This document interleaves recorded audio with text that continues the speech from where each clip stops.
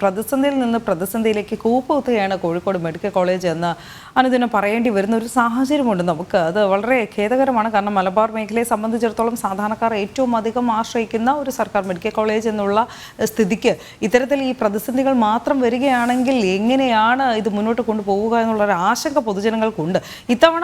ഇന്നത്തെ വാർത്ത എന്നത് ഈ ശസ്ത്രക്രിയാ ഉപകരണങ്ങളുടെ വിതരണം ഏറെക്കുറെ നിലച്ച മട്ടിൽ, അതുകൊണ്ട് തന്നെ ഹൃദയ ശസ്ത്രക്രിയകൾ താളം തെറ്റുന്നു എന്നതാണ് അനന്ത്.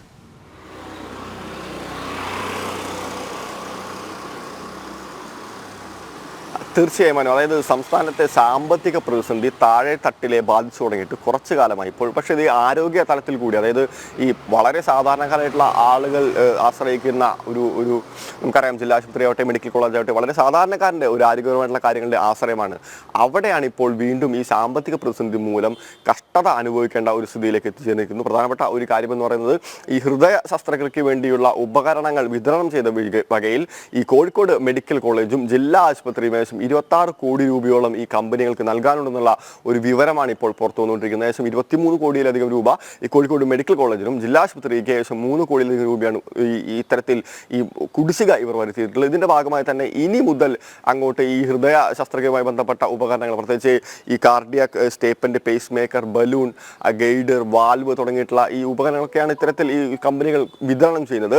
അതുകൊണ്ട് തന്നെ ഇനി മുതൽ ഇത്തരത്തിലുള്ള ഒരു വിതരണത്തിലേക്ക് കടക്കേണ്ടതില്ല എന്നുള്ള ഒരു തീരുമാനത്തിലേക്ക് കമ്പനി എത്തിച്ചേർന്നിരിക്കുന്നു എന്നുള്ള ഒരു വാർത്തയാണ് ഇപ്പോൾ പുറത്തു വന്നുകൊണ്ടിരിക്കുന്നത്. ഇതിപ്പോൾ പെട്ടെന്നൊരു തീരുമാനം കമ്പനികൾ എടുത്തതല്ല. കാരണം കഴിഞ്ഞ മാർച്ച് 31 തന്നെ ഈ ഡിസംബർ 31 വരെയുള്ള കുടിശ്ശിക തീർക്കണമെന്ന് ആവശ്യപ്പെട്ടുകൊണ്ട് ഈ അധികൃതർക്ക് ഈ കമ്പനിയുടെ അധികൃതർ കൃത്യമായിട്ടുള്ള ഒരു വിവരം നൽകിയിരുന്നു, ആവശ്യപ്പെട്ടിരുന്നു എന്നുള്ള ഒരു വാർത്തയും നമുക്ക് പുറത്തു വരുന്നുണ്ട്. ഇതിനെ തുടർന്ന് മുഖ്യമന്ത്രിയുടെ ഓഫീസുമായി ചർച്ച നടത്തിയെന്നുള്ള വിവരങ്ങളും പുറത്തു വരുന്നുണ്ട്.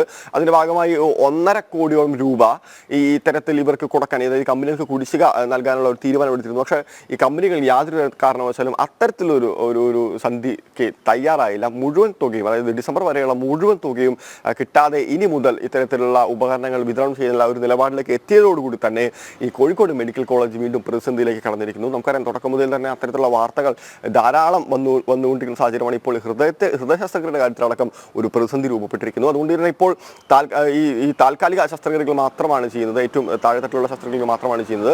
ഈ അടിയന്തര ശസ്ത്രക്രിയകൾക്ക് ഒരുപക്ഷെ എത്രത്തോളം സാധ്യമാവുമെന്നുള്ള ഒരു സംശയമുണ്ട്. വളരെ കുറച്ച് ദിവസത്തേക്കുള്ള ഇത്തരത്തിലുള്ള ഉപകരണങ്ങൾ മാത്രമാണ് ഇനി അവിടെ അവശേഷിക്കുന്നത്. എന്തായാലും എത്രയും പെട്ടെന്ന് സർക്കാർ ഈ കുടിശ്ശിക കൊടുത്തീർക്കാൻ സാധിച്ചില്ലെങ്കിൽ ശസ്ത്രക്രിയകളുടെ കാര്യം താളം തെറ്റുമെന്നുള്ള കാര്യത്തിൽ യാതൊരു സംശയവുമില്ലായിരുന്നു.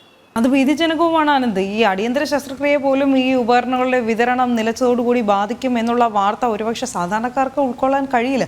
കേൾക്കുമ്പോൾ തന്നെ ഭയമാണ് തോന്നുന്നത്. കാരണം ഏറ്റവും അധികം സാധാരണക്കാർ ഡിപ്പെൻഡ് ചെയ്യുന്ന അല്ലെങ്കിൽ ആശ്രയിക്കുന്ന 2 ആശുപത്രികൾ, അതിൽ കോഴിക്കോട് മെഡിക്കൽ കോളേജും ഇനി ജില്ലാ ആശുപത്രിയും, ഇവ രണ്ടിലുമാണ് ഈ പ്രതിസന്ധി നേരിടുന്നതും. ആരോഗ്യ വകുപ്പ് ഇത്രത്തോളം നിസ്സംഗത ഈ ആശുപത്രികളുടെ കാര്യത്തിൽ വെച്ച് പുലർത്തുന്നത് എന്താണ് കാരണം എന്നാണ് മനസ്സിലാക്കാൻ കഴിയാത്തത്. ഈ ബി അനിതയുടെ നിയമന ഉത്തരവ് ഹൈക്കോടതി നിയമിക്കണം, പുനർനിയമനം കോഴിക്കോട് തന്നെ വേണമെന്നൊക്കെ പറഞ്ഞപ്പോൾ അത് തടയിടാൻ കാണിച്ച ആ ആർജവത്തിന്റെ ഒരു പകുതി മതിയല്ലോ ഇത്തരത്തിൽ ഈ അടിയന്തരമായി സാധാരണക്കാരുടെ പ്രശ്നങ്ങളിൽ ഇടപെടാൻ ആരോഗ്യവകുപ്പിന്. ആരോഗ്യമന്ത്രിക്ക് ഇത് സംബന്ധിച്ച് മിണ്ടാട്ടമില്ല എന്ന് തോന്നുന്നു. എന്തായാലും ബഹുമാനപ്പെട്ട ആരോഗ്യമന്ത്രിയുടെ ശ്രദ്ധയിലേക്ക് കൂടി നമ്മൾ കേരളത്തിലെ എല്ലാ മാധ്യമങ്ങളും ഇത് മുന്നിൽ വയ്ക്കുകയുമാണ്. അനന്ത്, ഈ ഇത്തരത്തിൽ ആരോഗ്യവകുപ്പ് ഈ കോഴിക്കോട് മെഡിക്കൽ കോളേജിൽ ആവർത്തിച്ച് ഇത്തരം പരാതികൾ, പ്രതിസന്ധികളൊക്കെ റിപ്പോർട്ടുകളിലേക്ക് എത്തുമ്പോൾ അത് ജനം മാത്രമല്ല മറ്റു മാധ്യമങ്ങൾ സജീവമായി തന്നെ റിപ്പോർട്ട് ചെയ്യുന്നുണ്ട്. എന്തുകൊണ്ടാകും ഇതിൽ പ്രതികരിക്കാത്തത്, ഇതിൽ അടിയന്തര ഇടപെടൽ നടത്താത്തത്?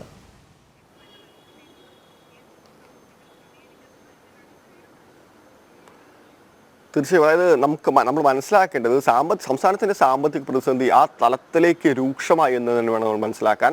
ഇപ്പൊ ഭരണ സംവിധാനത്തിൽ മാത്രമല്ല, അത്തരത്തിൽ ഈ ശസ്ത്രക്രിയയുമായി ബന്ധപ്പെട്ട് പോലും ഈ മെഡിക്കൽ കോളേജ് വീണ്ടും വാർത്തകൾ നിറയുന്നു. നേരത്തെ അനു പറഞ്ഞ പോലെ തന്നെ ഈ PB അനിതയുടെ ഈ ഒരു നിയമനവുമായി ബന്ധപ്പെട്ടുണ്ടായ ഒരു വിഷയം, അതിന്റെ ഒരു നാണക്കേടിൽ നിന്ന് മാറുന്നതിന് മുമ്പ് തന്നെയാണ് അടുത്ത ഒരു വിഷയം കൂടി ഇത്തരത്തിൽ സർക്കാരിനെ ബാധിച്ചിരിക്കുന്നു.